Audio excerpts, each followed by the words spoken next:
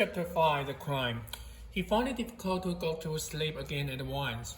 For one thing, he missed the motion of the train. He believed there was a station outside. It was curiously quiet. By contrast, the noises on the train seemed unusually loud. He could hear Roger moving about next door, a click as he put down the wash basin, the sound of the tap running, a splashing noise.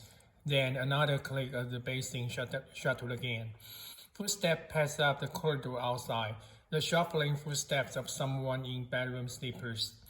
Pyro led away, staring at the ceiling. Why was the station outside so silent? His throat felt dry. He had forgotten to ask for his usual bottle of mineral water. He looked at his watch again. Just after 1:15, he would ring for the conductor and ask him for some mineral water.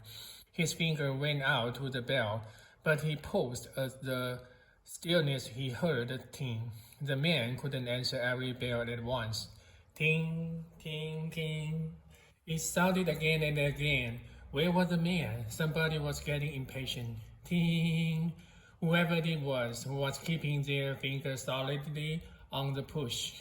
Suddenly, with a rush, his footsteps echoing up at the aisle. The man came. He knocked at a door not far from Pyro's own.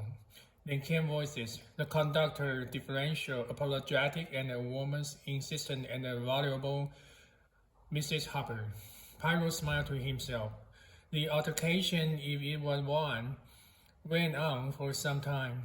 Its proportions were 90% of Mrs. Harper's to a soothing 10% of the conductor's. Finally, the matter seemed to be adjusted.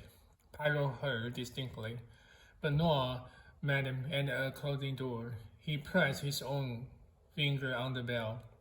The conductor arrived promptly. He looked hot and worried. De la mineral, s'il vous plaît. Bien, monsieur. Perhaps a twinkle in Pyro's eye led him to unburden himself. Not damn American, yes? He wiped his forehead. Imagine to yourself the time I have had with her. She insists that there is a man in her compartment.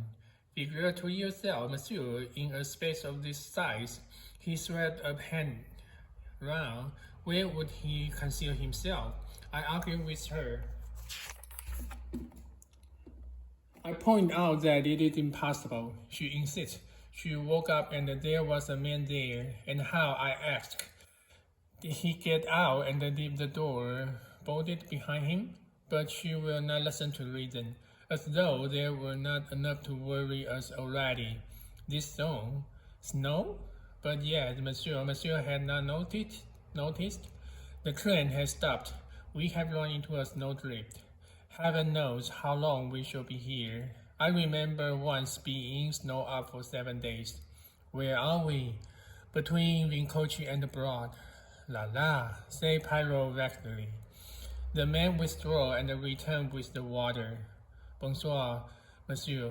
Pyro drank a glass of water and composed himself to sleep. He was just dropping off when something again woke him. This time it was as though something heavy had fallen with a thud against the door.